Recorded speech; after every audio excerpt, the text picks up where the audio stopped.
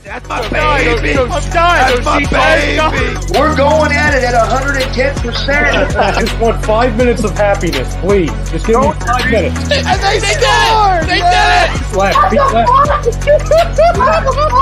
What the hell was that? Oh, yeah. What the fuck are you talking about?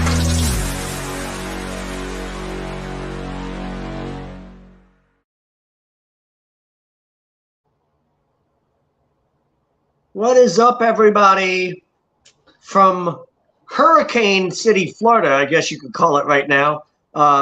Everything's just starting. We're okay, obviously. Haven't died yet, but it's just starting to rain, all the heavy winds. But hurricane's going to hit in the morning. So for right now, we're okay. Let's have some fun talking the Eagles and the Phillies who lost again tonight because, of course, they did. I'm ready to, shoot myself already, so why not just add to the fucking misery? And Daniel, maybe your night's going a little bit better than mine, but obviously I'm in a rare mood, so this will be a lot of fun. I don't know, what do you think, Daniel? A lot of craziness. Our poll question, which I haven't seen what it was changed to since it got changed earlier today.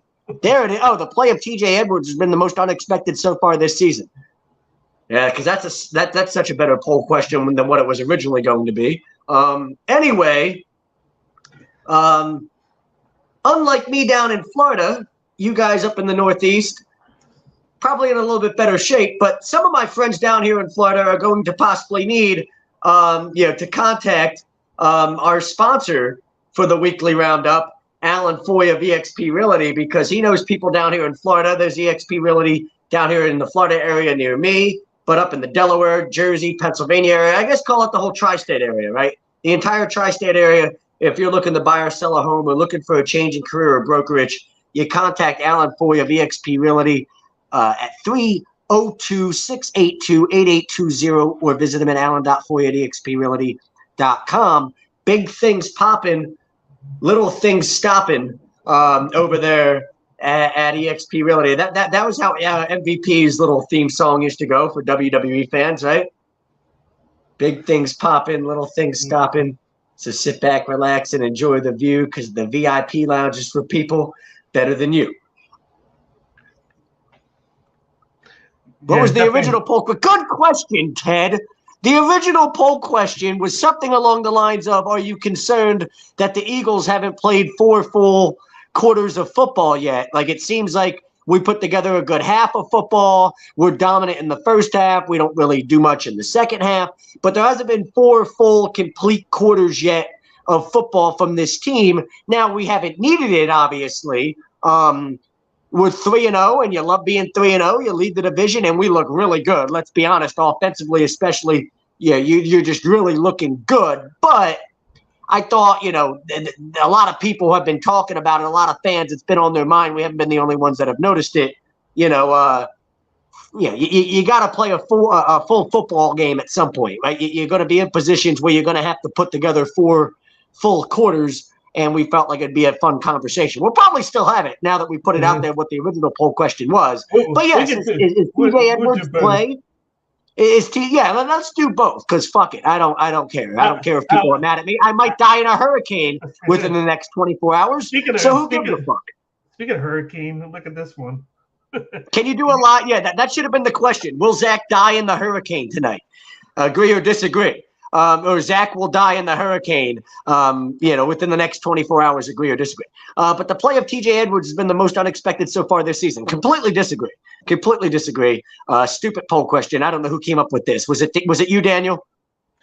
You had to change it to something, so, a couple hours ahead of time. But this is Daniel's handiwork. No, I'm kidding. I'm having some fun. I know there's probably some people that are listening that are getting their panties in a wad early on here. I'm sorry. I'm just having some fun with that. I don't know why we can't just change the damn wording to something that wasn't, we're asking the same question just in a different way. But no, we got to sit here and be a pain in my ass. I've got enough things that are a pain in my ass. I've got a pregnant wife that's due in like 3 months. I've got a hurricane that's about to blow through my fucking side window like 10 feet away from me. Okay. The Phillies can't win a goddamn game against the Cubs with Zach Wheeler on the mound. Luckily for us, the Brewers lost to the Cardinals, but who gives a goddamn? Like, it's irritating. Okay. This is really irritating. It is not like the only thing that's good right now is the fact that the Eagles look like a Super Bowl contender.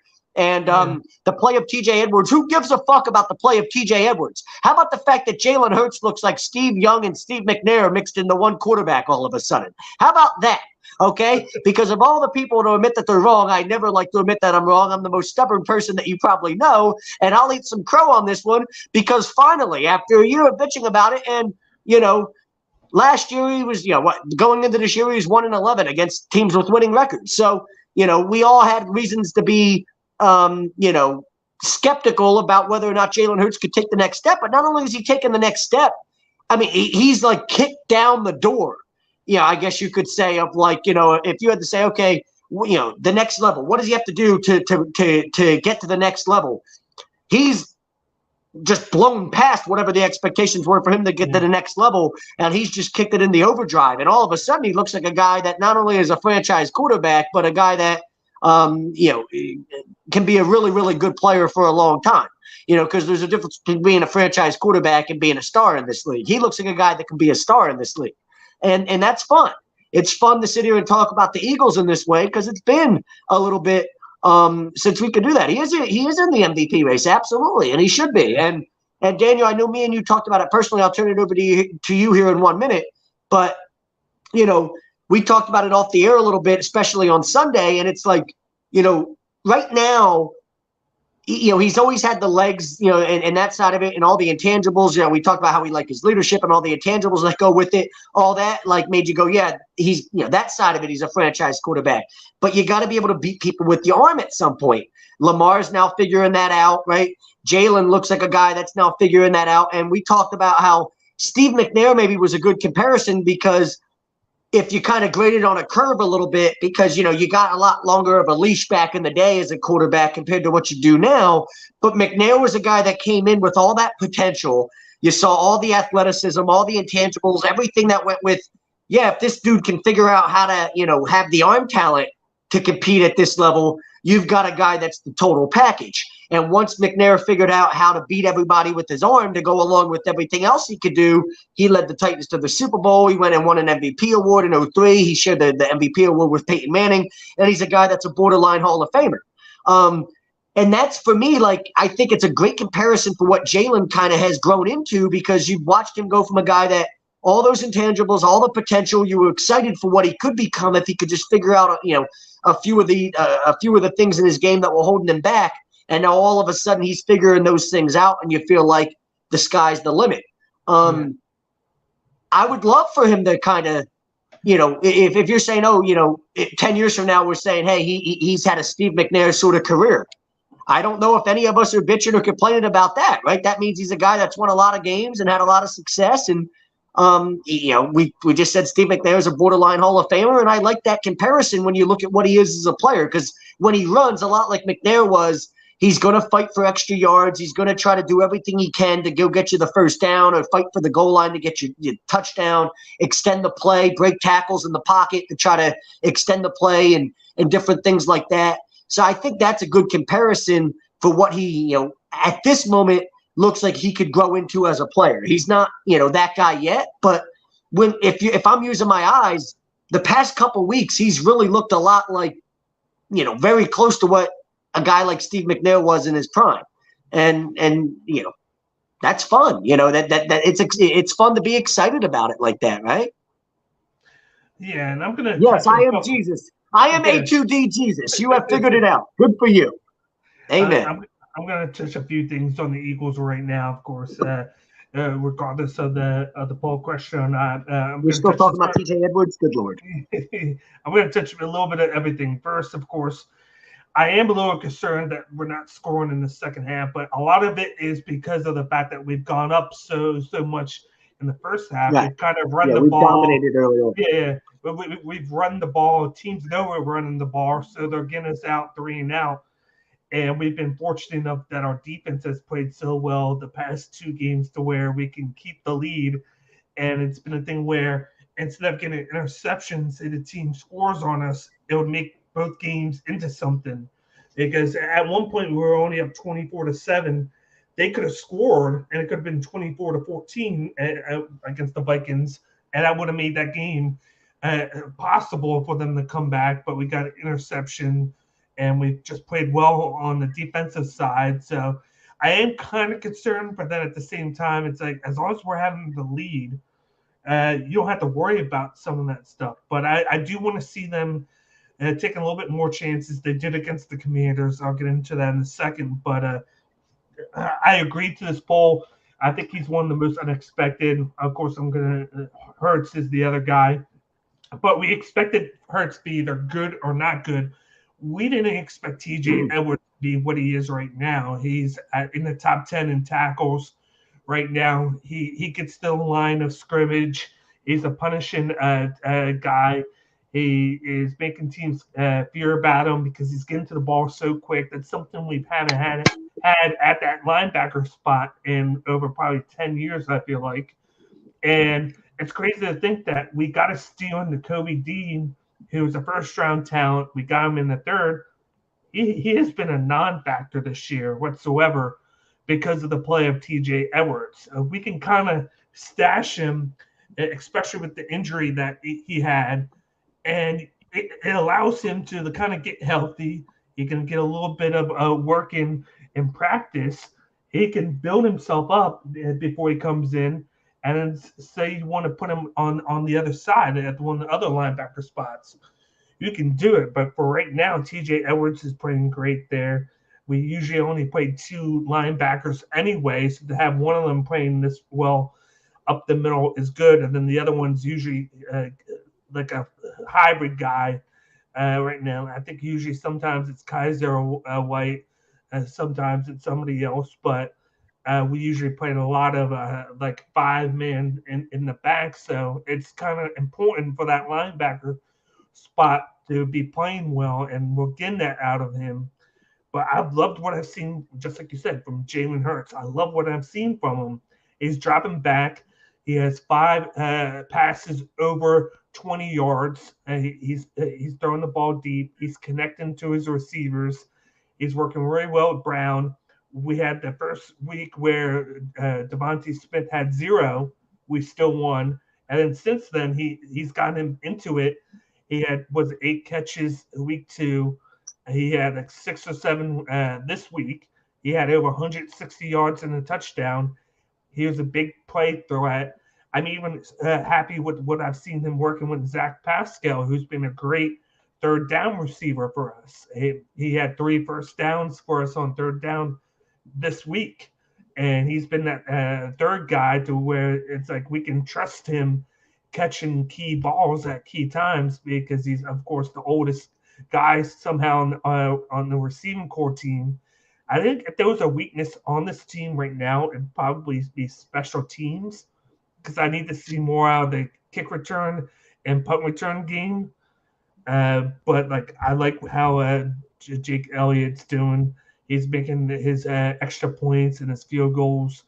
Like going back to Jalen Hurts, he just looks comfortable, man. Even with the line not looking as comfortable as they did last year, he's not panicking. He's not looking to run first when his first read's not there. He's looking at all of his reads. You can tell like he's looking at all 3 guys if he has to. He's staying in the pocket. He goes out to the outside to extend the play, to throw the ball, not to run. And then he only runs at the last minute. Like you can see that, yes, he has 5, 6, 7 rushing attempts a game, maybe more, but it's not intended for him to run. It's like if he has to run, then he runs at the last second. But one of the plays that sums up how good he's doing is that 4th down at the 1. They get the ball with under a minute left. He throws the long ball to Devontae Smith. He goes down to 1. They throw 2 incompletions. You run it on 3rd, which was an odd play to call. But then on 4th down, he throws the touchdown to the back corner of the end zone to Devontae Smith. It looks like he's getting rock bottom. Yeah. See, that's the throw that he couldn't that's the throw that he couldn't make last year. Or that was the throw that he wouldn't even try to make because he didn't trust his ability to do it. Yeah. When you can make that throw, and you're throwing it like in a window that's you've got two defenders and you're throwing it up in an area where it's up over the defender's shoulder to a spot where they can't really defend and only your receiver can get to it. It's not an easy throw to make. And there's been times where he's made that throw look effortless. Yeah. And it's just such a crazy jump from, not like when he, the times when he did try to make those throws last year that was just so bad to a guy that now all of a sudden makes that throw with such precision. And that play wasn't even in the playbook. You want to get excited about it. And that's what makes it even better is the play wasn't even in the playbook. He called it himself, and he put it upon himself to make the play call. He got out to the line, and he gave his receiver the chance to make the play. And of course, Devontae Smith made the play, and it was a key touchdown for us. That put us up at 24 at the time, at 24-0. And it was just, that's what's been happening all year. He's making plays in the passing game. I'm not just saying making plays because you can make plays running and pass, but in the passing game. And he's putting that, he has a noodle arm to shame right now with how he's throwing. He's third in the league in passing yards right now through 3 games. The only 2 guys ahead of him are Josh Allen and I think Tua. I think Tua is ahead of him by a little bit, but he's not that far behind. He doesn't have the touchdown passes because in the first game he only had 1, but he had 3 touchdown runs. Last game, I think he had 2, and then this week he had 3. So it's like he's making the progressions, getting his receivers involved. I do think I want to see more out of the running game because they're not the same as they were last year. Last year, they were averaging 5 yards a carry. This year, it's at 4.5. And mainly, it's I do like how Miles Sanders is doing, but I feel like he needs to stop trying to hit that home run play every time. Like there's been that's what he does. Yeah, that's him. Yeah, but there's a couple of times where the hole would be right here, and then he'd go there but dance to the right. Because you would think that there was something else there instead of just sticking to the play. He's still doing good, but he's missing chances where we could actually hit the home run because he's trying to make too much of a play rather than trust the block in there. And then I don't know what's going on with Landon Dickerson because he's been probably the worst lineman on the team right now so far. But I'm hoping that he gets things together because the line's played great, but he's been kind of the weakness on the line. If he can get it going, then I'd be even happier because they're protecting Jalen Hurts very well. They're giving him ample time to throw. They're giving the running game ample time to make plays. It doesn't get old seeing Jason Kelce get into the second level and make a second, third block at the age that he's at right now. Because he's in his almost late 30s right now. Talking about a guy that's been a big deal for us coming back when he was about to retire this offseason. He chooses to come back. He helps us pick Cam Jurgens to be his replacement, and he's playing really good right now. He had no training camp whatsoever. He basically was out 90% of the training camp. I actually just watched his new podcast with his brother Travis Kelce, and he made the note that he missed all the training camp. He comes back, and he was kind of worried if he was going to be good to start the season. And then he said it took him 2 plays in week 1 to know that he was good to go because everybody trusted him. They had his back. He said that he was just going with the reps that he got in within that week or 2 after the 3rd preseason game. He said it was a big deal to not have to play 4 preseason games compared to 3 because it gave him extra practice time to get with the first team to get himself ready for week 1. So that was a big deal there. Of course, we got week 4. We got Doug Pederson coming in. But before we get to that, what were some of your main key points from week 3's 24 to I believe it was 24-7, 24-8 win against the Commanders. Well, the defense finally looked like what we expected them to be. 9 sacks, right? I mean, just seemed like they were just overwhelming the other team's front seven, or the other team's offensive line. And when you're talking about battles in the trenches, you want your defensive line to be able to beat the other team's offensive line on a consistent basis. And if that happens, usually you're going to be in good shape in a game, no matter how many points you score. And coming into the year, that was what we were hoping was going to happen with the depth that we had on this defensive line. And they just absolutely dominated start to finish, it felt like, in the game. And, that it helps when you're up, 21 points in the first quarter or whatever. In the why does it take Scott Turner so long to make adjustments? I think that the big adjustment with Carson Wentz was the fact that he was making that 5 or 6 step drop back every time, and it would allow the Eagles to just go with the front four, and they would get to him every time because he was taking so much time to drop back and then look at his receivers before he threw, and he could sack almost every time. And it wasn't until the second half when he hurried it up and made it more like a 4 or 5 step drop back, and then got the ball out when he had more of success with throwing the ball. And they said that that's been a big deal with Washington, is the fact that he takes too many sacks. We know that all too well because he was the same way here, because of the whole thinking you have a ghost behind you and then not going, and then you just go there and take the sack. It's like you got to rush with Washington. They got to rush the drop back. They need to make it shorter, get the ball out, because they had receivers that can make plays. He just couldn't get them involved at all because of how long he was taking. Whereas Jalen Hurts, he had longer time to get the ball out. He was letting it rip. He got those guys open. I give credit once again. I give credit to Striking the offensive coordinator. He's doing a great job dialing up plays, getting that offense going. And once again, we got to give it to JG Jonathan Gannon for another great game calling the defense. He did a wonderful job against them. 9 sacks. Jonathan Gannon don't get no fucking credit for nothing. Fuck him. No, I know. I'm giving him credit. Like, I will rip him, but then when he does good, I will give him credit for it because of the last 2 weeks. This defense has done dramatically different than week 1. He's allowing Hassan Reddick to actually get to the quarterback. Bunts the thing with him is he only drops in the coverage 9% of the time. That's what he did the last 2 years, and we gave them crap for what he won, and he's doing the same thing this year. And he got to the quarterback yesterday.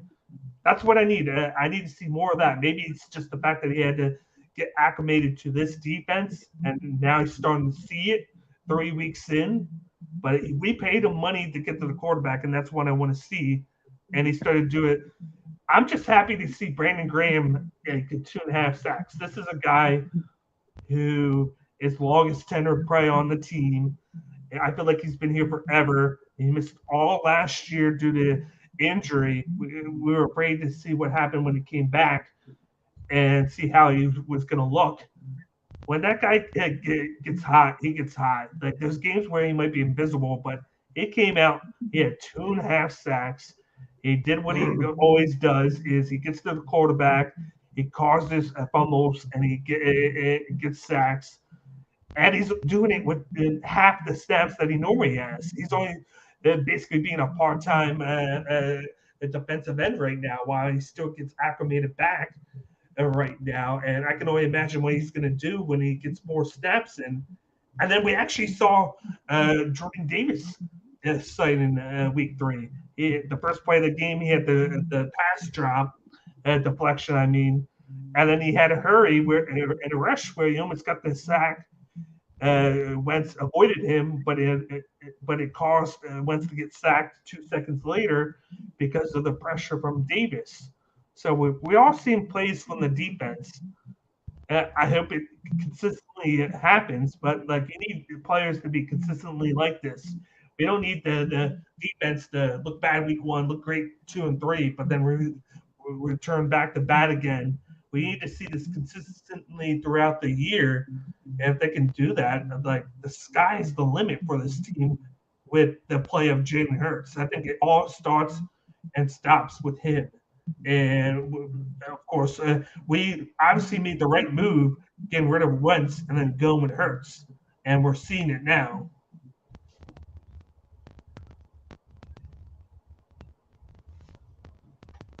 I'm watching. I got the Chiefs Colts game on from the Sunday night on the NFL Network. I was just letting you go, but Jonathan. I mean, yeah. You ever been to a beach resort, Daniel? Like, yeah.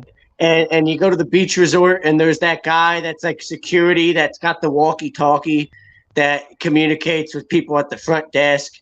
You know, when you're out at the pool and things like that. Jonathan Gannon looks like that guy. Like, for whatever reason, every single one of those guys that works like that little they're not even security because they couldn't beat anybody in a fight of any kind. But, like, they're just the guy that goes around with the walkie-talkie, like, we need extra towels out here at the pool because we're running out of towels.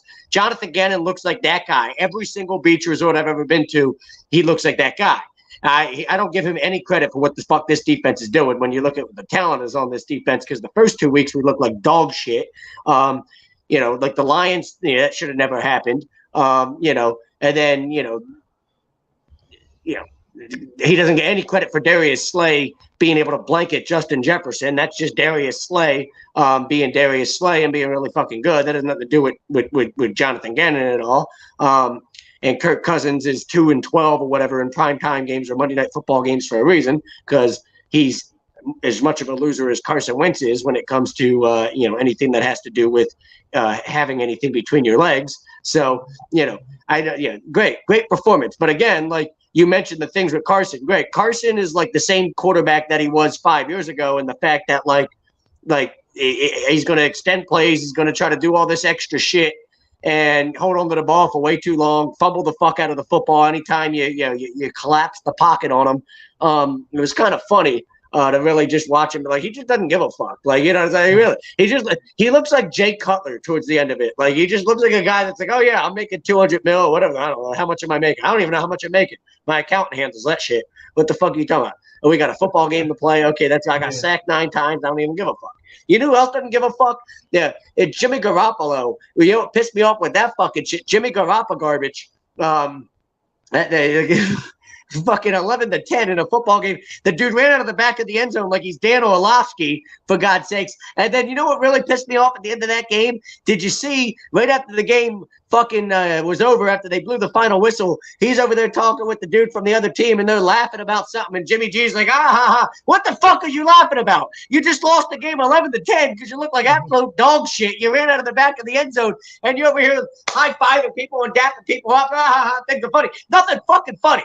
And really, like that's the difference between guys like Jimmy G, Carson Wentz, and then Jalen Hurts. Jalen Hurts, the report that just came out today, I was just reading about it, how they were talking about, like, the guy doesn't leave the NovaCare complex, how he was in the complex till 8 o'clock or whatever the other night.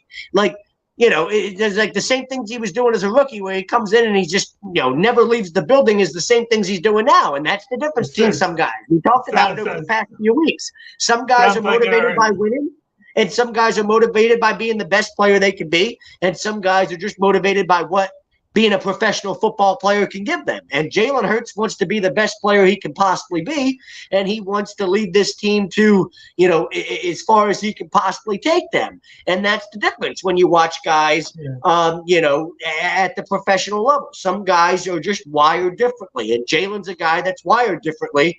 And then, everything about what we were questioning about whether or not he, his arm talent could catch up to everything else about him from an intangibles perspective, and everything else that he does to make you go, yeah, I love all of these things. These things from an intangibles perspective make me go, yeah, he has everything it takes to be a franchise quarterback. I just need the arm talent to catch up. It's caught up in a hurry. And now you look at it and you go, the sky's the limit. There's no reason to sit there and look at this team and say we're not the best team in the NFC, and we might be the best team in the NFC by a lot right now. The Buccaneers have all types of issues. They don't have any receivers that are really healthy. Their offensive line is fucking terrible.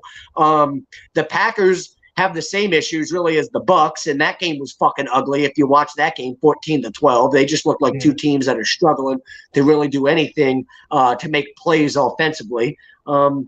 The Niners are the Niners every single year. Oh, the Niners, they got such a good roster. They're going to be Super Bowl contenders. Yeah, but when Jimmy Garoppolo is your fucking quarterback, you're only going to go so far. I mean, good Lord, it is what it is. Trey Lance broke his leg. So, and as much as he probably didn't look ready to be the guy, this is why he was the guy, because Jimmy Garoppolo, runs out of the back of the end zone in a primetime game. And what's funny about that is if he doesn't step out of the back of the end zone, he threw a pick six. So he threw the ball and it got picked off. It was about to be a pick six, but because he stepped out of the back of the end zone, they got saved from that. It just turned out to be a safety. But either way, that whole play is a disaster. It's just, it's just like, and there was times you watched the sideline. You saw Kyle Shanahan first outside of stepping out of the back of the end zone or throwing a pick six, however you want to look at it. Remember, he fumbled the snap. They lost the ball because he fumbled a snap earlier in the game. If you're Kyle Shanahan and that entire coaching staff with the Niners, you're just like, you just saw Shanahan pacing up and down the sidelines, just shaking his head all throughout the night. I mean, you gave up 11 points. You lost the game 11-10 for crying out loud. You know what I'm saying? Like, what else do you want to do? You're like, and not only that, like there was opportunities. It's not like it was like you looked at the team. You went like there was guys running open down the field. He had multiple opportunities to make big plays, and the guy just stinks. Like he just doesn't. He just can't take advantage of of what is there for him to take advantage of. And it's the same reason why they went to the Super Bowl and lost to the Chiefs a few years back. It's the same reason why they lost to the NFC title game last year, and they don't scare me at all. When it talks about us, matching up with them in a potential playoff matchup, they'll still be there in the playoff picture come the end of the year, and I think they're good enough where they'll probably find a way to be in the playoffs. But what we were talking about being concerned about with Jalen is, his arm talent can hold you back. Yeah, like Jimmy Garoppolo's arm talent holds the Niners back, right? Things like that. That's not really what we're talking about, though, with Jalen right now. He's turned the corner, and he looks like a guy that all of a sudden, if it came down to him having to carry you on his back in a playoff game because, we're in a shootout because whatever happened, the defense didn't perform up to par and the running game was whatever the case might be, you end up in a position where you're like, fuck, I really need Jalen to put us on his back here and go make some plays down the stretch and win us a football game. He looks like he can do that all of a sudden, and he didn't look like that a year ago. No, and that's why it was a big deal us drafting Devontae Smith and then training for A.J. Brown, because he has the weapons now to where he can trust the guys that he's thrown to make these throws. Because you saw his rookie year, of course, he shit with throwing the ball, but he didn't have that. You could see that he tried to trust guys, but he couldn't because he had nobody there. You saw a little bit of trust from him and Devontae Smith last year. Every now and then, he'd do great with the sideline throws to Devontae Smith, getting the ball. But in the middle of the field, they just couldn't get going. But now you have. But we had always talked about it was more with Jalen, and it's it wasn't like we said the arm. It's not like he's got an elite arm strength, but like the arm strength is good enough if he can figure out the anticipation side of things and pre-snap reads and things like that, which last year was just a mess. I mean, he just looked like a guy that was overwhelmed in that department when it came to facing good defenses. That's now 180. That's now changed to the point where he looks comfortable stepping up to the line of scrimmage and making those decisions and then trusting his read and then going and making the throw and executing it, which it seemed like last year, even when he would try to do that, you're like, he's trying to do that, but he doesn't trust it. So therefore the ball's coming out late, the throws aren't on time, and because his arm strength is good and not great, when the ball's late and it's not out on time, it's just going to lead to a bad play because he doesn't have the Josh Allen, the Patrick Mahomes type arm strength to be able to fit a ball in a small window that, most quarterbacks can't. It's got to be on time and all of it's got to be in sync. And, right now he looks like a guy that all of that extra time he seems to be spending in the NovaCare complex where he just doesn't leave the building. those things have changed. He now trusts his ability to see, you know, what he's seeing at the line of scrimmage, making whatever, you know, read and decision he makes there.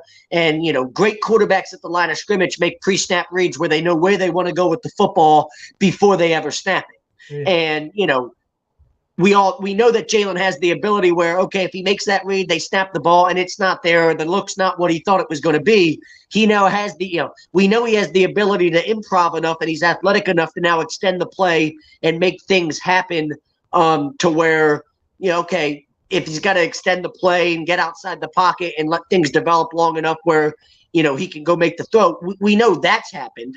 You know, we know he has that ability, but if you want to win in the playoffs, if you want to win down the stretch in big football games, everything has to be able to be there pre-snap. You've got to make those reads pre-snap. You know, feel like you're one step ahead of the defense as opposed to the other way around. And right now, I trust him to be able to do that. And we just heard the report come out today that there's at least talks. You know, they're formulating a plan to put a contract extension in place. But the big thing I liked about that conversation was that they said, you know, if there is regression throughout the year, those things will matter. They're going to take all of that into effect, but they're at least formulating a plan to put a contract extension into place. And then I guess that means week 12, week 14, at some point as we get later in the year, you get to maybe December or something like that, you pull the trigger on it if you like everything you still see to that point. But they're not, you know, they're not going to make the same mistake they made with Carson where all the money's there and then you watch a guy just kind of plateau, right? He just everything. Oh, he's going to get better and become the. Oh well, you know, does he regress? I don't know if he regresses, but if you're not getting better, then you're getting worse, right? And that's the way it works. You either get better or you get worse. There's no such thing as staying the same. And they don't seem like they want to put themselves in a position where they corner themselves with a bad contract like they did before. I think the mistake they went with Wentz was the fact that he did great, got hurt, then just fell off. And then when they were like, okay, we're not going to pay him, then he had that last 4 or 5 games of that season where we made the playoffs by beating every team in the division, snuck in with no weapons whatsoever. Like we were down to the 4, 5, and 6 receivers.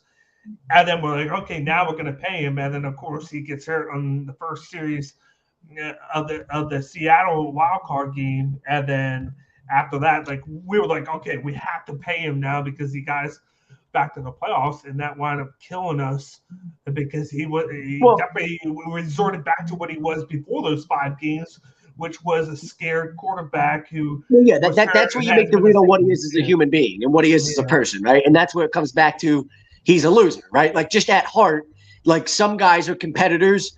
And some guys aren't. And at one point, I mean, we've talked about it. He was a competitor at one point when he was going to win the MVP in 2017. That competitive fire was there. But I think that competitive fire went out with Carson Wentz a long time ago. Like, it's just not there anymore. It's just not. He's comfortable with the idea that he makes plenty of money and he's made his family life stable. He can go hunt and fish whenever he wants, and his family and his kids are set for life. But the idea of him wanting to go win championship, that idea – that fire went out a long time ago. That's not what motivates him anymore. And guys like that drive me crazy. They just annoy me. You're a loser. If you're not motivated by winning, then just retire. At this point, just go. All right, go. I'm cool with you saying, "Hey, I want to chill with my millions." Then go chill with your millions. But there's no reason for you to still be playing professional football if you're not motivated by the idea of trying to be the ultimate competitor. And like any of us that have been around sports, and part of it's driven by the fact that we all grew up in the Philadelphia, environment with how it is as a Philadelphia fan. But like, I always remember as a kid, and part of the reason now I'm 30 years old and my knees feel like I'm 45 is because, as a kid, playing sports, and you can go look at my trophy case. It's still got plenty of trophies in it. Yeah. My parents at their house down here in Florida, they've got all types of trophies from my youth that still fill, their shelves because, I had that mentality where I was going to run through a brick wall at all times because that's what motivated me. I played sports with the idea of, we're winning at all costs, and I don't care what it takes to win, but losing sucks. So let's go win because I hate losing, right? And for me, it's always like I always love the guys. Like, and part of the reason we fell in love with guys like Chase Utley and guys like that in this city is because those were the guys that were motivated by the idea of, hey, losing sucks, can't stand losing, so we're going to do everything we can to win because winning's fun. And the more you win, the more you realize how fun it is to win, and the more you want to keep winning after that, And, guys like Tom Brady, as much as he might drive other people crazy, I love Tom Brady because he's the same way. Losing sucks. He hates losing, and winning is everything to him. And it was funny to me. There was a Ryan Fitzpatrick interview that he did, and I listened to earlier today. He was on a podcast maybe a year ago, or whenever, but he talked about beating Tom Brady in a game like in 2011 when he was with the Bills. And it was early in the year, and Brady threw like 4 interceptions in that game. It was in Buffalo, and the Bills beat Tom Brady 34-31. And he says he remembers Brady running off the field, not shaking his hand, any of that. And I remember us giving Brady a lot of, I didn't give, but a lot of people in this fan base gave Brady a lot of heat because in the Super Bowl, apparently, same type of thing. He didn't shake Foles' hand, all that. Well, you know what? When you're playing in games like that and you lose and you hate losing as much as guys like that do, sometimes you don't want to go, the cameras are going to be on you after that. And when you hate losing that much, maybe sometimes it's better for you to just run off the field and not go look like a sore loser because you're going to hate losing that much where you're going to look like an asshole after the game when the cameras are on you because you're going to be in such a piss poor mood and you're going to have such a shitty expression on your face. And no matter what, interaction you have with players after the game, it's going to look like, it's going to look like you're pissed the fuck off because you are, because that's what losing does to certain people. And I'd rather that.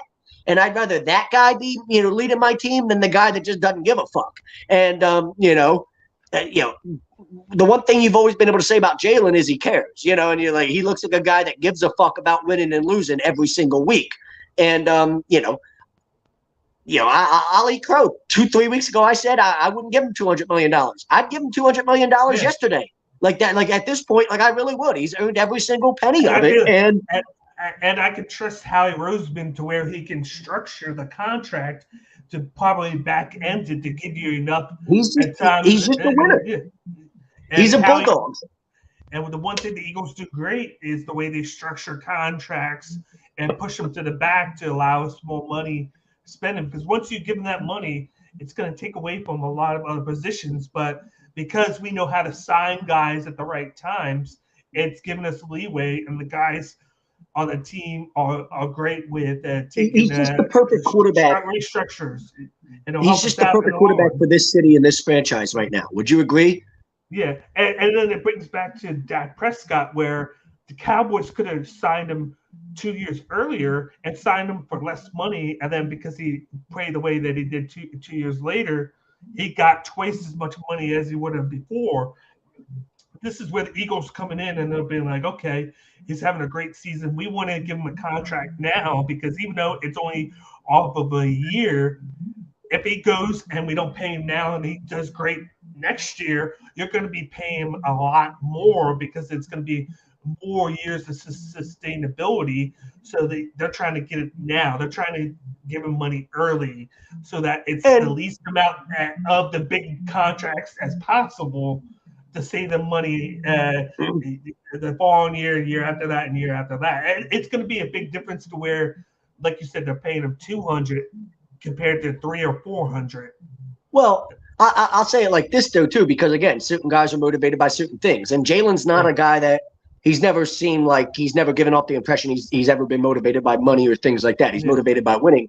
I wouldn't be shocked if the deal that they come to, and we'll have to see what happens, but we're going to pay him a lot of money regardless, in an extension, but I wouldn't be shocked if the extension that they come to is something you look at long-term and you go, you know what? Like, that's actually a pretty team-friendly deal when you look at what quarterbacks are getting paid around the league. Like, I wouldn't be shocked if it is something you look at and go, yeah, like, that deal is, you're going to look at, oh, well, he's making, $28 million. Okay, well, as opposed to $40 million, you know what I'm saying? Like, because you got some guys making $40 million a year at the quarterback position. If he's making $28, $30 million a year, that seems like a really, really team-friendly deal compared to what the top quarterbacks in the league are getting paid, and you're viewing him as a top quarterback now, So we'll see what happens with it, but that's my feel on it, just based off of the feel that he's given me as a person so far. You never, he seems like the type of dude that would tell his agent to fuck off if his agent was like, oh, well, turn that deal down. You could get a lot more money. I don't give a fuck what I could get. Shut the fuck up. Like, we're signing the deal. Let's make it happen. Let's go win championships. Yada, yada. You know what I mean? Like, he's from the beginning he bought all into what the culture and everything else. All the T-shirts and all these different things. The fan base. That's part of what's made the fan base fall in love with him, right? And so that side of it is always like you felt like he embraced the idea of being a part of this whole thing long term, and it had to get to the point where you felt like everything else from a talent perspective matched up with with the intangibles and everything else that you looked at big picture and went, yeah, I like. And it's all there now. You're at the position where I don't really see, is he going to regress? I mean, I don't know, but it looks like the real deal, right? If you trust your eyes and what your eyes tell you, some things you're like, it looks good. Okay, let's see what happens. All of a sudden, that Monday night game against Minnesota, it looked like things clicked, and it just looks like something that all of a sudden, once it clicks with certain guys, and it doesn't look like he's going to miss a beat. And it's going to be interesting to see how teams game plan now, because now they got videotape. They're going to be, we got to be ready for Jalen Hurts and what he's doing. Yeah, but how do you game plan when you got two guys that are number one receivers on the outside, and then a guy that can extend plays in the pocket? It's like you can't game plan as a defense to really stop any of it. You know what I'm saying? Like if he's just going to execute, and make throws and actually be able to put the ball where it needs to be, because you're not going to slow down both A.J. Brown and Devontae Smith. We've now seen that they've been able to work both of them into the system. And one of the things I talked about before like a week before the season started, was I don't just want to see us forcing the ball to somebody. A.J. Brown's here, great. I don't want to just see us force the ball to him and ignore the fact that you've got other weapons just because A.J. Brown's this sexy weapon. And week one, you were like, okay, great. A.J. Brown got the ball a ton. Now, Devontae Smith didn't see it at all. Now, the past 2 weeks, you've spread the ball around. Devontae Smith's had some huge games. A.J. Brown still made plenty of plays. It's not like, Devontae Smith went and balled out and A.J. Brown didn't, ball out. They both balled out back-to-back weeks now, right? So, and that's the thing where Greg talks about with Edwards. Like, I think we've been talking about with T.J. Edwards, we've been talking about how, like, we've liked him for a couple years now. He's always been solid. And, like now all of a sudden, he'd be more of a guy where I look at and go, yeah, he's had a nice couple of weeks, but I wouldn't be surprised if 5 or 6 weeks from now we're talking about him the same way we've talked about him the past couple of years. Solid player, good player. I have no problem with him, being, a guy that's, my middle linebacker and playing in the middle of the field and making plays for me, but he's not Brian Urlacher all of a sudden. It's not like all of a sudden, it's I said that's why for me it's more like Jalen Hurts is the guy that's turned the corner and you look at and go like, what? This is the guy that my eyes tell me is the real deal. T.J. Edwards has had a nice couple weeks, but I don't think he's all of a sudden, a superstar at the linebacker position or something. No. But speaking of that, let's transition to week 4. We got Anthony talk about what we expect against the Jags. But before we get into that, how about you tell everybody about becoming an A2D member? Becoming an A2D member. Oh, okay. Well, if you want to become an A2D member, like me, Daniel, I don't know, are you an A2D member, Daniel? You better be. Yes, I am now. Good. See, $9.99 a month. Best deal out there. You're not going to find any deal better. All your perks included, appearances on shows, members only streams, shout outs, weekly sports picks, though. That's the big thing, right? You talk about all these deals out there, all these packages when it comes to being able to, bet on sports. And the best deal out there by far is the one we offer here. If you become an A2D member, $9.99 a month, and you get your weekly sports picks from the Money Pop Podcast in Willie Vegas. Along with all the other perks we mentioned, the appearances on shows, the member-only streams, and the shout-outs, those things that you're just not finding anywhere else. So make sure you jump on it. There's no reason not to. $9.99 a month. It's just like you do it just because. You're stealing money at that point. It's just following what the guys tell you to do. On a consistent basis. You're just gonna walk ass backwards in the money by accident sometimes. So now with that, of course, it's week 4 now. We got the Jaguars and former Eagles head coach Doug Pederson coming into town. Anthony says, hello, guys. I'm a real big Eagles fan. I really think the game coming up against the Jags is a trap game. They shouldn't take this game as a walk in the park. What do you guys think? For me, I I think that -7 point line, I think it should have been lower. I think with it being -7, it does scare me because then way too big. Yeah, it's big, especially since we're at home. It's going to make you think that the Eagles are going to come in there and just kill them. I don't think that's going to happen. I've liked what I've seen from their defense so far. They have really good linebackers that are good in space and can tackle, and they can get to the quarterback as well. But you've seen the improvement of Trevor Lawrence under Doug Pederson. They brought in Zay Jones, of course, and then they also have another wide receiver in Christian Kirk that they paid a lot of money to throw the ball to, and he's made a lot of plays the past couple weeks. They're guys that can catch the ball and yards after catch, and they showcase that. They brought in Evan Ingram, who adds that pass catching tight end threat to him. He's still the same guy where he can catch a bunch of passes. He'll probably drop a few. But they've always been known for having that blocking tight end, and now they have that pass-catching tight end to add to the group. That O-line has done better. But I think the big thing with that team is the fact that they have a healthy James Robinson and then a dual threat back in Travis Etienne. He's basically a rookie this year that they drafted last year. He didn't play at all. No, he's not. See, stop it. Daniel, you drive me crazy with that nonsense. Well, he didn't play last year, so who gives a fuck? So you're still a rookie. He's considered a rookie. No, you're not.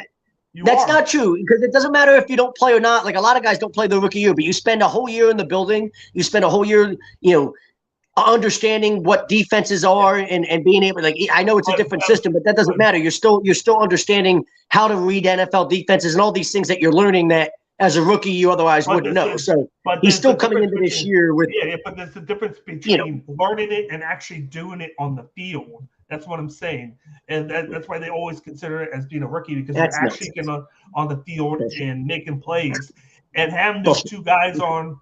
It's not bullshit, but it's not. But he has that pass catching ability to be that security blanket for he does. Sure. Trevor Lawrence at the side. Of course, they are very familiar. Of course, same school and whatnot.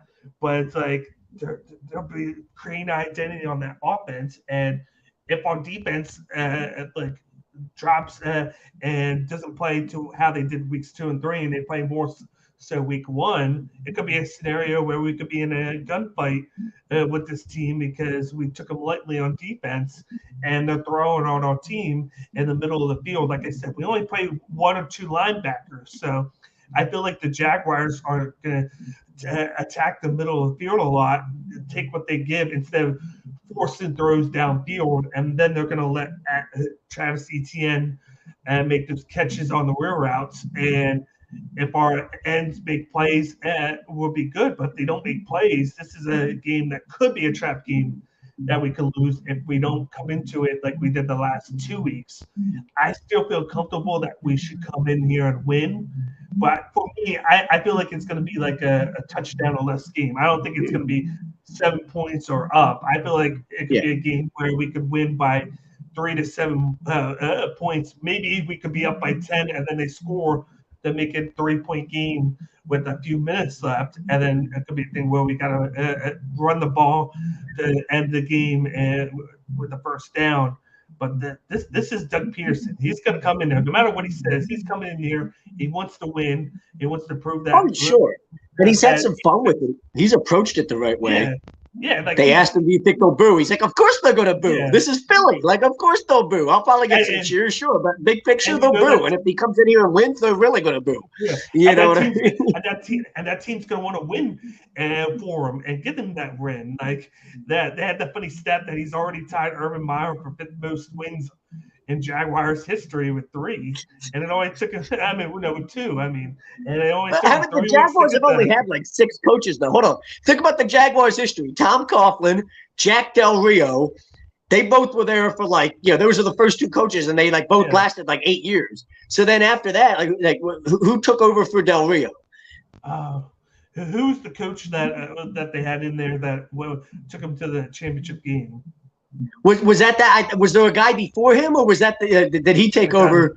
And Doug Marrone, right? Doug Marrone. It was Doug Marrone came from Syracuse and took that job, right? And that's who it was. That's who it was. It was Doug Marrone took because Jack Del Rio was there for the longest time. He had. So they've only had 5 coaches. I think that's the joke, right? It was Tom Coughlin, Jack Del Rio, Doug Marrone, Urban Meyer, and now Doug Pederson. Yeah, definitely so. But like, well, the NBA works differently, right? But I mean, Ben Simmons technically wasn't a rookie either. Like, it's not like he didn't, he sat in the system and learned everything. Now, we talk about like the difference is like, was he technically a rookie? Yeah, because he didn't play any games the year before. He was never active. He was never on the active roster. Etienne, I think, was at least on the active roster last year for Jacksonville and played some games for him. But yeah, this idea that like, if you spend a year, in a system, I don't care how much you play, like you're learning and understanding what it is to perform at that level. And by the time you go into year 2, this idea that you're still a rookie and all that is silly. But NBA, like Blake, Ben Simmons wasn't the only guy to do that. Blake Griffin missed his first full year due to injury and came in and won the Rookie of the Year. But I mean, yeah, of course, you better win Rookie of the Year after you missed your whole fucking actual rookie year due to injury. You just had a whole year to study NBA defenses and learn all these things that are going to help you be a good NBA player now. You better come in and dominate year 2. I believe Embiid missed his first year too. I believe it was. So we had that, but to me, there's not too much to talk about. With the game against the Jags, I feel like it's going to be a tougher matchup. We're home, so that's good. We got the crowd on our side. As long as the key players make plays, of course, Hurts getting the ball to Brown and Smith, and then getting the running game going, and then we don't let those front guys get pressure on Hurts and get to him and sack him. We should be good on offense. And then I think the key on defense, I feel like, is create havoc in front of Trevor Lawrence. I trust Slay and Bradbury to cover Jones and Kirk. I trust them enough to do that. You're going to have Slay on Kirk and then Bradbury on Jones. They're going to blanket them, and then just make sure that Travis Etienne doesn't kill you in the middle of the field, because I feel like you're going to get a lot of passes.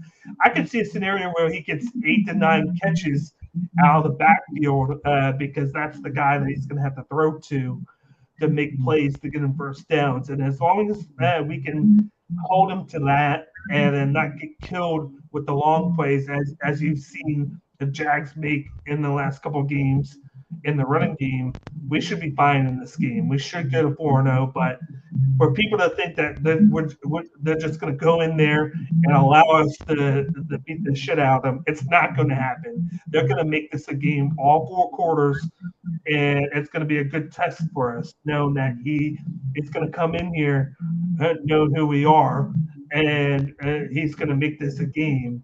And it's going to be a good test for us here, especially knowing where we're going next week and the week after that. We got a couple tough games in here.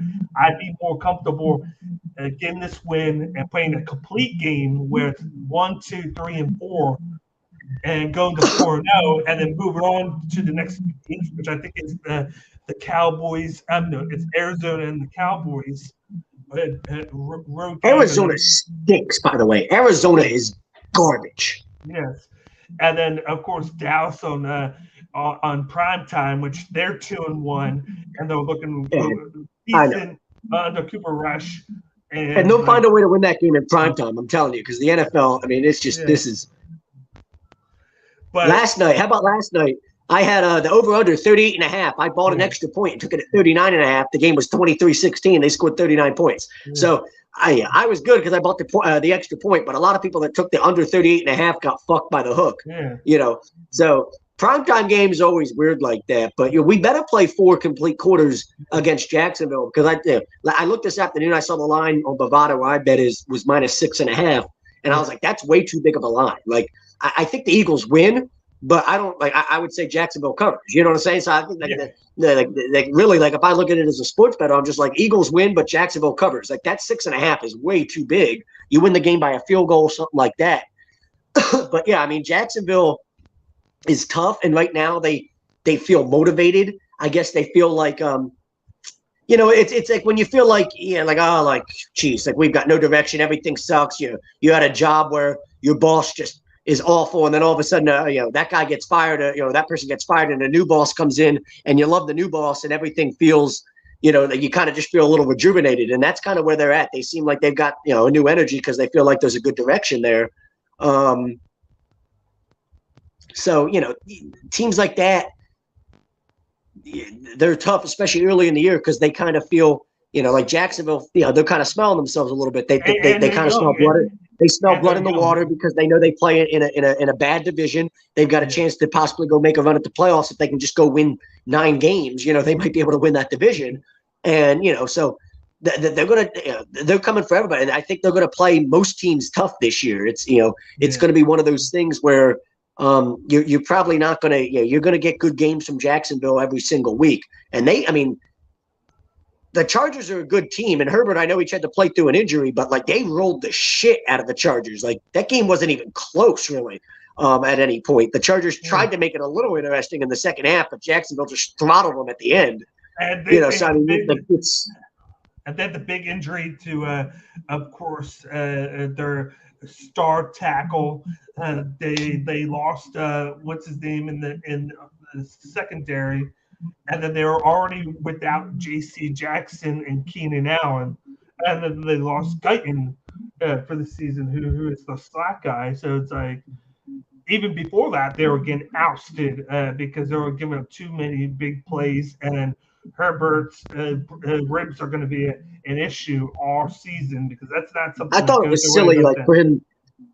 Leading up into the game, they were like, "Oh, like the training staff says that they don't want him to play, but he's trying to fight to get an injection and play." I'm like, why would you week 3 against Jacksonville? It's such an irrelevant game. Like, who gives a fuck what happens week 3? Anyway, rest up and get healthy. And then you played and got fucking smoked anyway. And you thought at some point they were going to take him out. They didn't. He played the whole fucking game. They're just weird. The Chargers are they got talent, but I mean, Staley, we saw it last year where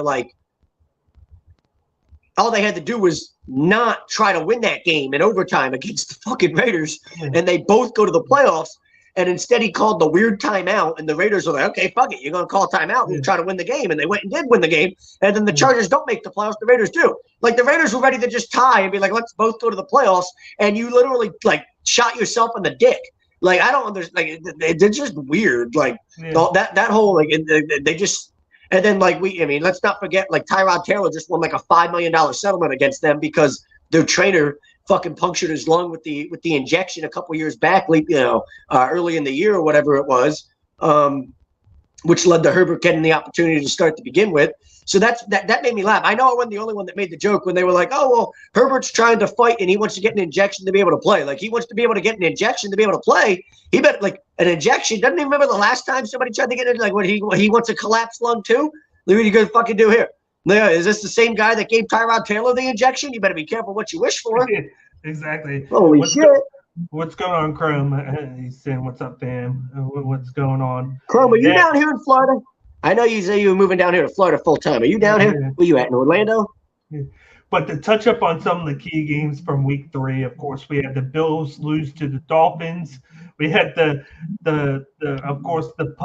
butt putt fumble. Of course, they won. We had the butt fumble with Mike Sanchez years ago. Now I got the butt putt. How about that happening in the same week? 2 dudes that were felt like they were off the hook. Orlowski even made the joke about it on Twitter, where it's freedom! Finally, somebody else did the same thing as me. I'm not the only one. I'm not going to be the forever meme. There's somebody else now, right? And same thing, Sanchez. He had the butt fumble. I think there was even somehow. I think he tweeted about something. Whereas after he saw the video of it, and he had made some sort of joke or reference to it on Twitter. But yeah, that game was weird. But the Dolphins are legit. The Dolphins And he did it. And Tua played well again. He actually got knocked out of the game. Came back, A lot of people thought it was a concussion, but apparently they said that it was his back. He was having issues with his back. He got checked. He got cleared and came back in, which the league. The Dolphins could be the best team in the AFC. When you look at the whole thing. And they're going to be investigating it. The league's going to be investigating it, but they're saying that it was his back. But he comes in. Tyreek Hill really wasn't a factor in the game. Certainly didn't look like he had a concussion, did he? Yeah. But they won the game. They moved to 3-0. Mike McDaniels has been he's done wonders for that team. Yeah, I know it's 3 games, but you've seen the imprint that he's had on that team. They go in the offseason, they get weapons, of course. You have Tyreek Hill. Last year, you drafted Jalen Waddle. They are 2 quick guys that can get in space, get the ball. And then they brought in Edwards, Chase Edwards, the pair of Raheem Mostert. And both of them are looking, not saying they're world beaters, but they're looking good enough to form a decent running game from time to time when that wide receiver duo isn't killing people down the line like it's a track meet. And that defense has always been really good. Yes. The only one thing that's missing is Mike Gesicki. He always seems like he doesn't fit the offense. And then he showed signs game in and game out, like he'll be great one game, but then they won't get him involved the next game, and then it'll be great the next game. But I guess that's a little too much with the fact that they have 2 great receivers now, so they're throwing it to them left and right, and then you got some teams use their tight ends more than others. Yeah. But that defense is just like you said. They get to the quarterback. They probably have one of the best secondaries. I'll tell you what. Nobody wants to play Miami, right? Like if you're a team, like who wants to play Miami? You're like, oh my God, we got to play Miami. Jesus. And they're getting ready to play on Thursday night against the Bengals. That's going to be a pretty good game. And for the Bengals, they feel like they almost have to go win this game too, right? Like you can't go 1-3 out the chute. And they're doing the whiteout game. They want to get everybody in Cincinnati because they're at home against Miami, and then if they could get a victory against Miami, that would be a big deal for Cincy to get some confidence. They just seem to make way too many mistakes offensively and things, and then that line, that offensive line is just not good, and you're paying that line now, and they're paying the line $150 million. To allow them the other team to get to the quarterback anyway. It's like you should have just stuck with the line from last year if that was going to be the case. They're just not gelling. But you had that game. You had the Dolphins beat the Bills. Of course, the Ravens went in and just beat the Patriots by 11. I think the score is closer than what the game actually was. I felt like the Ravens just destroyed them with the offense. Lamar Jackson is looking like the front runner right now for MVP, in my opinion. And of course, he's going double down on that guarantee. He wants all that guarantee money. And I can see why, because of how he's playing right now. He's trying to earn it, and they're telling him, nah. But then I feel like the Ravens are going to regret it at the end of the day, because it's either he's going to call for more money next year and before the season starts, or he's going to walk. Either way, it's going to kill them if they don't wind up giving him that fully guaranteed contract. I don't think anybody's worth fully guaranteed money, but if they don't do it, they put themselves in a scenario to where they kind of have to because of his play. If I'm them, I might sign and trade him. Like, you do with the NBA, the NBA sign and trade thing. I mean, I might at least think about it. I mean, imagine, like, you sell high, right? You're like, okay, like, if you're the Ravens and you look at what you are as a team, do you give them $250 million or $300 million, or is it maybe we sign and trade and then you can do different things? That's a hell of a prediction. Bengals winning a blowout. But the Ravens always draft well and things like that. Like it wouldn't. I don't think it'd be crazy for the Ravens to maybe think, I wonder what we could do. Could we fleece somebody? Could we get somebody to give us 3 first-round picks? You get 3 first-round picks out the deal. Maybe okay. Might be worth thinking about. I mean, I still think you're in a position where everything about him, like unlike the Flacco thing, where like Flacco won your Super Bowl, you're like, good quarterback. there's more to it with Lamar. Like, not only is he a great quarterback, but he's marketable, right? He can kind of become the face of your franchise, give you something where, like, you know, you've got a guy that's selling a bunch of jerseys, a bunch of merchandise, super popular player around the league with fans, and it brings even, you know, the extra attention, you know, to your organization that sometimes you need, right? Like, guys like that, like, there's so much more to it too. He puts asses in the seats. Yeah. How pissed off is that fan base if you let him go? You can't let him go. People are gonna be fucking mad. You know, he sells tickets. You know, people love the Ravens fan base. People there in that city and a part of that. You know, the Baltimore community that you know support the team. You know, they love the kid. You know, for him, it's like, for them, it's, you know, they feel like he's worth every penny. And, you know, sometimes things are, you know, all those things come into play too when it talks about all this money, because it's a big business and it's about, you know, revenue and things like that. I mean, it's definitely not a bad business decision to give him as much money as he's asking for. You know, he's going to sell tickets. You know, he's going to be popular. You know, he's going to be the face of your franchise in a lot of ways. And then on top of it, he looks like he's developing into the type of passer that can go and win you a ton of, you know, can go and win you a championship too. He's had a ton of tight window throws over the first few weeks. Yeah. Who would have thought that they would have traded the number one receiver and, of course, Marquise Brown, and you would still be good in the passing game because Bateman's making plays. Devin Duvernay is looking like a very solid number 2 receiver right now. Of course, one of the things they missed in the last game was the fact that against Miami was the fact that he got hurt in the first because I think he got a concussion or something, got knocked out of the game, and then it was just Bateman. And that was one of the things that Miami was able to double him and force, of course, the Ravens to have to throw elsewhere, and then they wound up going 3-and-out several drives. But Duvernay came back this week and had a touchdown catch. He's proven that he can be more than just a Pro Bowl special teamer. He can be the number 2 guy now. And then of course they have Andrews. So Andrews is like a top 3 tight end. But they have weapons there on offense there that can make plays, and like it all starts and stops with Jackson. But round out a couple of the other defense though is a little bit sketchy. Yes, giving it way too many points. Who would have thought that the Ravens would have a better offense than they would defense right now? Yeah, they've always lived and died by their defense, right? And all of a sudden, that defense is sketchy, and that shit hurts you. That'll come back to haunt you in the playoffs. To round out week 3 with a couple of key games before we move to and Eljava, by the way, Eljava said, they won't let him walk. They'll franchise him. He's already made it clear he won't play on the franchise tag. So that won't happen either. That's not. So I wouldn't call that bluff. If I'm Baltimore, I'm not calling that bluff. Oh, we'll franchise him. Guess he's not going to show up to training camp, and you can fuck off, because he could not show up and not play a whole year, and somebody would still pay him a ton of money the following season. Like, they really would. He could just take the whole year off and still make a record-breaking contract in free agency. Yeah, we've seen it before. But you had the Chiefs lose to the Colts 20-17. A big thing in that game was at the halftime, you saw the Chris Jones penalty.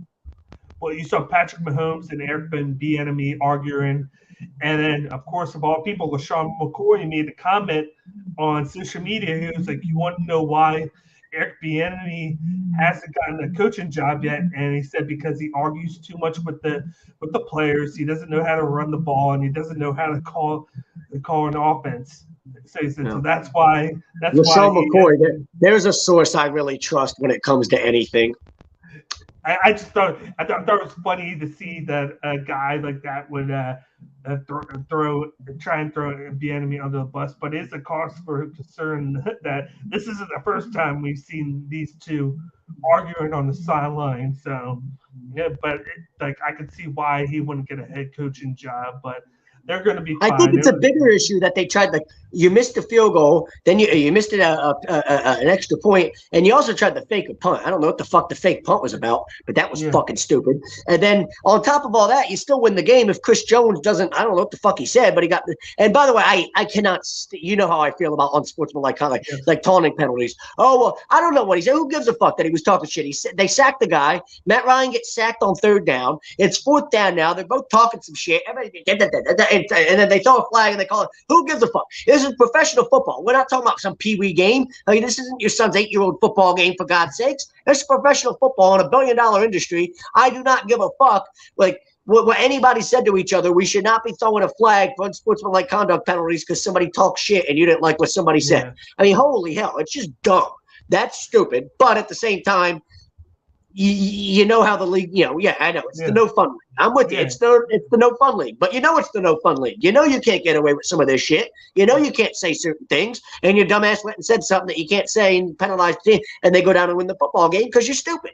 I mean, the Chiefs did everything they could to lose that game. And that's what happens. When you try to do everything you can to lose a football game, you usually lose a football game. That's just the way it goes. That could be a key game for the Colts, and they're trying to get their season back on track because now they're 1-2 instead of 0-3. You know how hard it is. 1-1 actually. Remember they tied the week one, so they're 1-1.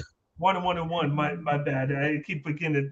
To me, that's more of a loss for them. The fact that they tied to the Texans, but they get back on track. But in that division, that actually might, like, end of the year, big picture, you might look at and go, wow, how big was that fact that they tied? Like, you know what I'm saying? Like, all of a sudden, they might be in a position where, because the division's so bad, they could, they might win enough games. It's probably them in Jacksonville that you look at. Tennessee just looks bad. I know Tennessee won, but the Raiders probably aren't any good either. That's weird. Josh McDaniels takes a head coaching job and sucks again. The Patriots have Matt Patricia calling offensive plays after the dude was like a defensive guy his whole career. These I don't know what they like. The shit is weird, bro. The NFL just makes you scratch your head sometimes. Okay. The Rams beat the Cardinals 20-12. The Rams are starting to get things going. I always said that with the fact that they didn't play. Well, the starting to, I'm saying, because, of course, they didn't play anybody in the preseason, so I felt like the first couple of games for them were going to be preseason for them. They're going to Cardinals stink. You still on the Cliff Kingsbury bandwagon? No, but I'm also, I think more so the problem is Kyler Murray. Well, they all stink. It's a group package. Let's be honest. Quarterbacks and head coaches, especially ones that are they're tied at the hip, right? Especially when you draft a quarterback and hire a head coach at the same time. It's a group package. So if they suck together, then it's on both of them. It's just they both stink. And by the time Hopkins comes back, it's not going to even matter. Of course, the Packers beat the Bucs 14-12. It was just like you said, it was kind of like a messy game where the Packers played just good enough just to win, even though the Bucs have more. The Bucs have more turnovers than touchdowns offensively. I think there's so much going on there with Brady's, of course, personal life. Mike Evans was suspended for the game. You had Chris Godwin not even playing, I believe it was, and Julio Jones out. So it was like, have you ever seen somebody hate their family life so much that they decided, fuck this, I'm playing? Like, I don't that shit is weird, isn't it? Like you're really onto something there. Like, this dude tried to retire and then realized being a full-time dad sucks so much that he doesn't want to deal with it, so I'm going to go play. Fuck it, I'm playing football again. And then he just disappeared for 3 weeks in the preseason and came back looking like he got Botox and all types of plastic surgery. Like, I don't like. Tom Brady's life is weird, dude. Like, I don't know what the hell that dude did, but like that shit, there's some crazy shit going on there. Yeah. But that basically, and then you had the Cowboys. They beat the Giants last night. Cooper Rush goes to 2-0 as the starter on the season. I don't think for his career. Yeah. How are they better with him than Dak Prescott? That's funny. We kind of made a joke about that, but then it's turned out to be true. Because they run the Jerry ball. Jones comes out and can't keep his foot out of his mouth. I want us to win as many games as possible. Then we'll have a QB controversy. That's a good thing. Yeah, it's because they run the ball and they get to the quarterback on defense. That's why they're playing better. I've always said it. You need to run the ball, and Tony Pollard is better than Zeke. Never in the history of the NFL has a quarterback controversy ever been a good thing. And this dude comes out publicly and says, "Yeah, I want us to have a QB controversy. That would be a good thing." You just want you want somebody to come take Jerry Jones and be like, "Hey, where's his personal nurse or his personal aide? Like, it's past your bedtime. It's time to take your meds. Like, okay, it's time to watch Jeopardy or something. Like, somebody sit him down in the rocking chair at the nursing home that he belongs in, and just tell him to shut the hell up. Like, Steven and everybody else your son's running the team. You got a lot of other people in charge that are running the organization. You just need to sit down, shut up, and eat some chicken noodle soup and watch Jeopardy like the old person that you are. Like, holy shit.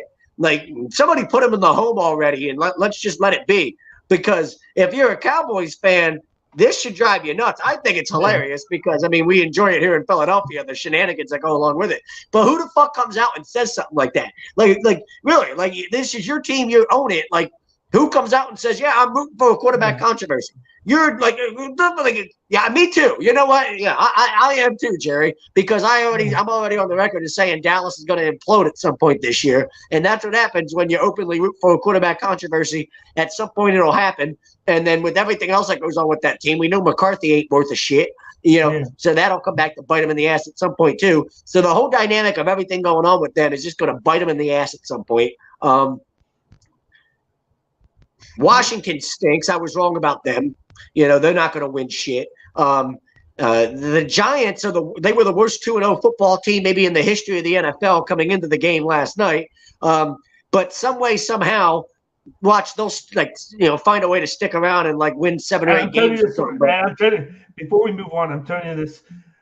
Daniel Jones is the problem. It's that offensive line, because even how bad Daniel Jones is, he was still making plays while getting the leg kicked out of him, because they just kept on getting to him right away. It's like he had no time to throw. So we can say all we want about Daniel Jones. He's not that great of a quarterback, but he could have still won them the game if it wasn't for that offensive line. Yeah, his legs help him because he's athletic enough where it's like here he can just go run for his life. And sometimes you've got open lanes, you can go run for a first down and things like that.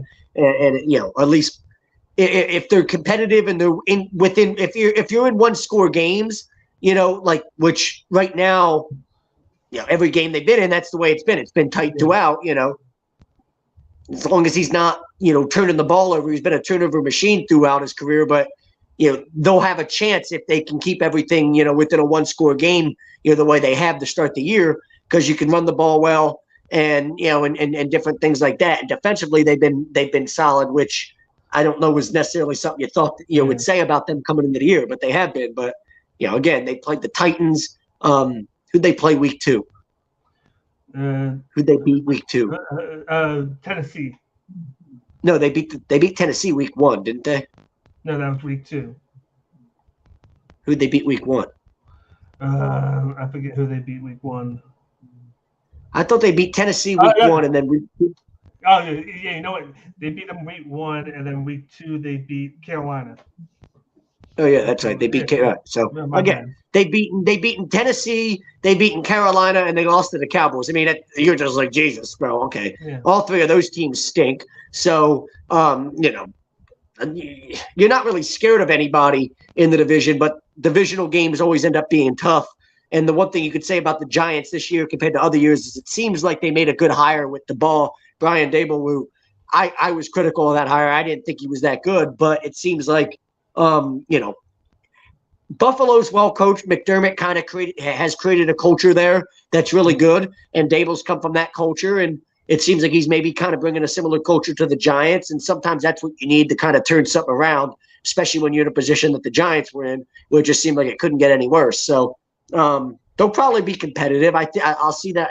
I think you could see them in most of the games that they play this year. They'll be at least in the game, whether they win every. They're probably not going to have a winning record, but they'll probably at least be competitive most weeks. And I expect when we play them, games usually against the Giants are always competitive anyway. They'll probably give us a game, and I wouldn't be surprised if they steal a game against us this year.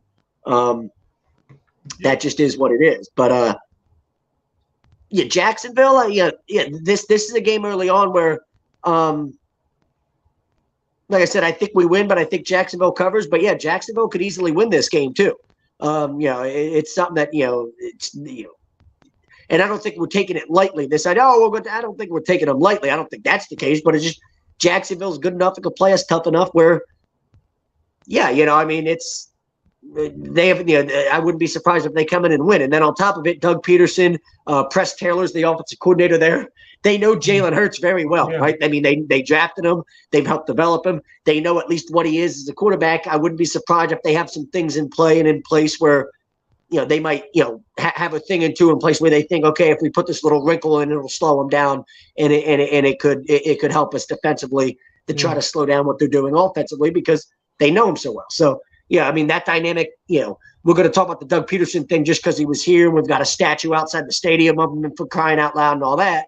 But on top of that, as a staff, they're probably very well prepared for a lot of things that we're going to throw at them offensively. They know Miles Sanders very well. They know Dallas Goedert very well. The Jalen, they know Jalen and what he does best. All these things that are going to help them come in here and probably play us pretty tough. So, yeah, I expect it to be a close game.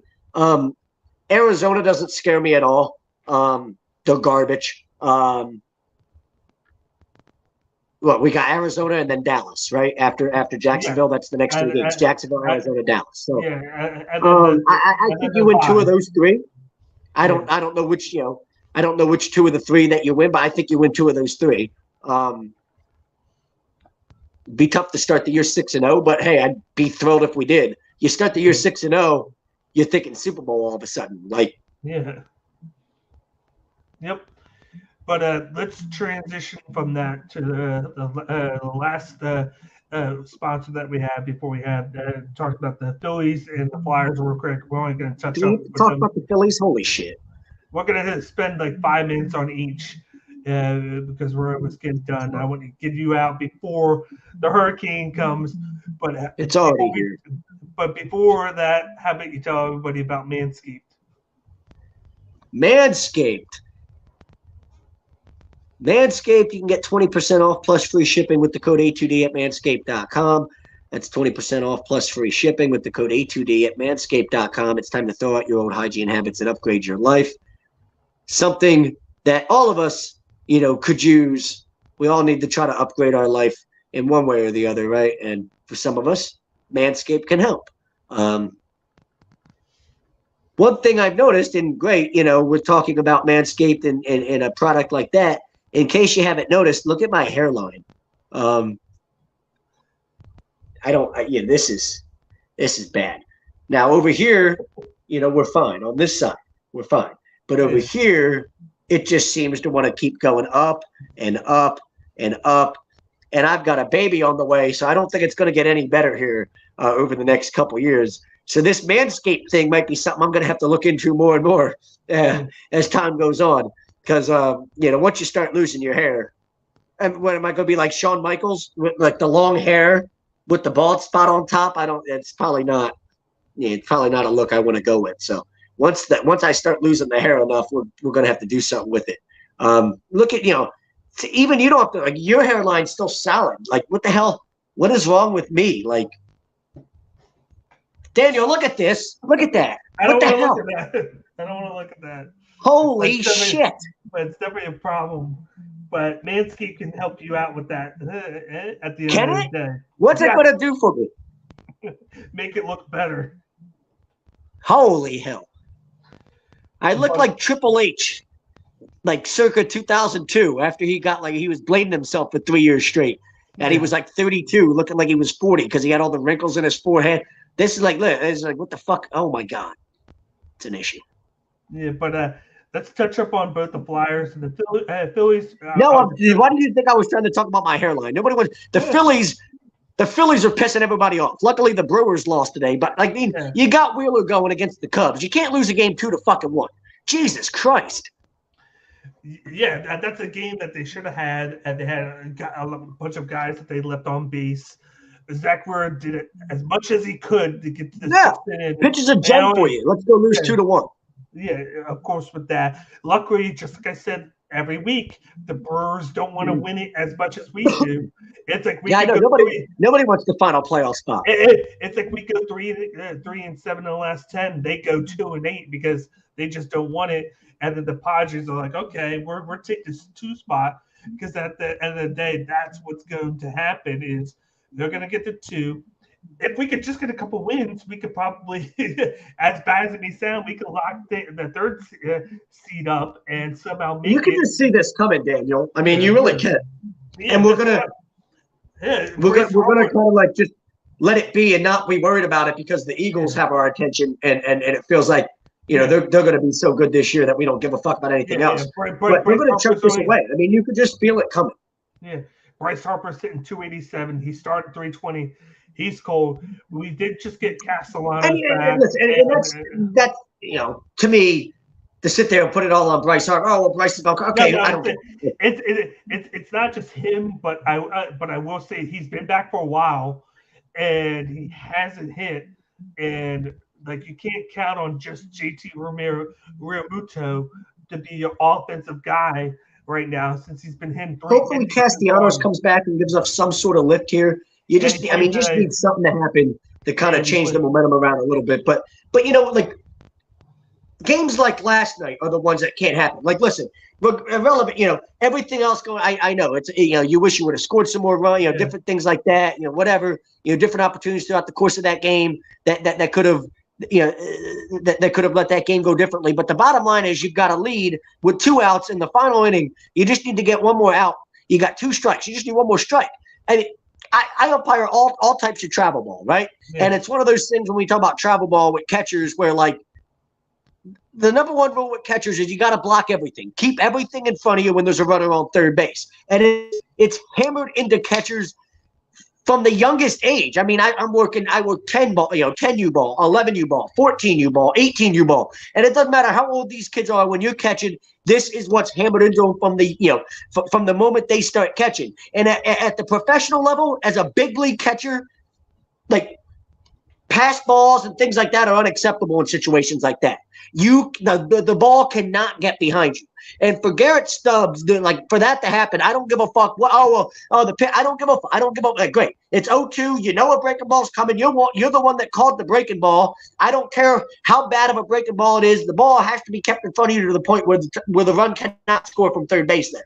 And it's just ridiculous that that's the type of shit that's happened at the big league level when you're in a playoff race. That can't happen. And that has nothing to do with Bryce Harper or anything else. That right there is on Garrett Stubbs. That's just the bottom line there. And I know he's a young kid and it's hard to sit there. I get it. He's your backup catcher for a reason. But let's be honest. If JT Realmuto's catching, does that happen? Or does JT block that pitch? Yeah. I feel like JT finds a way to sell out and keep it in front of him one way or the other, But that's the type of shit that can't happen, and that's the type of shit you look back on in a week and a half if you missed the playoffs by a game and you go, yeah, it's that. Like everything else is irrelevant. All the Bryce Harper and okay, great. That's all. These are the situations you look at, and it's the shit that makes you want to beat your head into a wall. And the Phillies have done this now. How many years in a row? 10 years in a row. But we'll talk more about the Phillies next week because there's not much to say because they lost. Brewers lost 2. They still got the 1.5 lead. We just got Castellanos back, and we're getting a couple more guys back as well. We got to see where they are next week. You wipe it off tonight, right? You wipe it off with the Brewers loss, so you wipe it off. But you got to go win with Noah tomorrow. You have to win. You have to win tomorrow with Noah.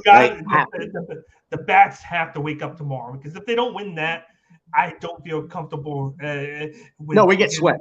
If we lose tomorrow, we're getting swept. Yeah. Because those are your top 2 guys, and if they lose, especially like you did, where you get a good pitching game out of your starter, and then you don't get any offense. I feel like even if we did make the playoffs, we could swept the first 2 games because that's just how it is. It all comes down to the hitters at the end of the day. You could tell they're feeling the pressure a little bit right now. And that's, I said, if we get into the playoffs, I think, everybody, you might just relax a little bit and go, okay, now we're here. Just let it go. Have some fun. It is what it is. But, yeah, this can't happen. You have to go close the deal here. And I know Milwaukee lost. Well, even more of a reason why you needed to win the night because, you got to take advantage of these opportunities when they're presented in front of you. Milwaukee's in a series with St. Louis, and, now you're kind of like, oh, well, I hope St. Louis sweeps them. Well, yeah, if St. Louis sweeps them, that makes our life a lot easier. But what are you counting on that happening? Go win some baseball games when you have an opportunity. Exactly. Holy shit. And at the end of the day, we're going to have to play St. Louis if we get in that third spot. So, we want to at least feel like we can beat them. But it's we're going to wait till next week, see where they're at because there'll be one series left out. by that time next Tuesday, and we'll be able to at least talk more about are we going to make You'd the like to have a playoffs, 2-game lead going into that series. Yeah, like who we have coming up.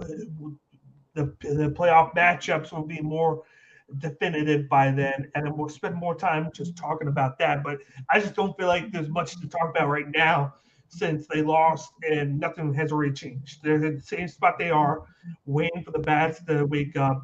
And it's either now or never now. You either wake up and make it, or you don't and you miss it. But to finish the show, I want to bring up the Flyers, of course. Of course, the one thing that I was afraid of is that these big contracts that we just brought in, we were doing a great job at building up the young talent, like whether they're top talent or just talent that can make the roster. I felt comfortable with a lot of it, but you bring in like guys like Ellis, he's barely going to play. Like he missed almost all last year. He's now going to miss this year. Sean Couturier's having back issues. He's likely going to miss this year. And then, of course, JVR hasn't played the same. It comes to the thought of these big contracts are going to ruin your rebuild because you spend too much time hoping for them to help them out, and they're not even playing. But you also don't have any young talent. I mean, well, your young talent. You do have young talent, but it's like these are 3 spots on the roster that could have been for other young talent that could be on the roster now. But by young talent, I mean, do you have anybody that you would consider a young talent that you go, that guy can be a superstar? Do you have that? You have some solid young talent, but I don't know if there's anybody that you look at and go, this guy can be a star. I feel like we have a guy that could be it, but I feel like when it could be at the first line center and not the second or third. I think that's a difference in a guy being just on the team or like a star because he's getting more chances and more ice time because he's being maybe behind. You need to go suck. Just have like one of the worst years in franchise history. You got the top pick and kind of like you want to talk about a rebuild, go full rebuild then. Tortorella's a guy where one thing I like about him is any of the young talent you got, he's going to like demand the most out of you no matter who you are. Like any of this bullshit that we've been talking about over the past few years, that ain't going to happen with Tortorella. And he's going to allow Ian LePerrier coach the way he wants to coach down in at the AHL level to develop players. And then when they come up, he tries to fit them up on this team. He's allowed him to do that. He's not forcing him to be hit at the same head coach. He's allowing him to be what he wants to be. So you might be able to groom talent down there and bring them up and see if anybody can take these spots because I don't think they're going to be good this year at all. And just like Ted says, can only hope we win the lottery and get Connor Bedard. The kid is a superstar. We had a chance to get Shane Bright this year, but if it wasn't for the lottery where the Devils moved up and took our spot and we dropped down to 5, we could have had him. We literally could have had him, and he fell one spot before us, and that would have been dumb luck for us to get him somehow. But it's like I feel like right now we're racing the young talent that we have right now. Like Carter Hart, we're racing him. Joel Farabee, we're racing him. Morgan Frost, we're wasting him. Of course, Prodoff, we're racing him. We're just running all this talent because we put a lot of money on guys who aren't panning out. And we should have just went full rebuild and not revamp where you're rebuilding, but then you sign guys at the same time. I feel like we should have just kind of did what the Rangers did, where you did like that full throttle rebuild with all the talent and all the prospects and whatnot. Because I feel like if we would probably be in a similar situation, but at a better spot to where we're moving the way up rather than we're trying to fight for a playoff spot, but now we're not going to make it because of this, and it kills the positioning of this young talent. You want them to get all this time and to play together, but that's, like I said before, that's 3 spots that could have been young talent that could be grooming with this team to where at least they could all be moving together as one rather than we're stuck in neutral because we have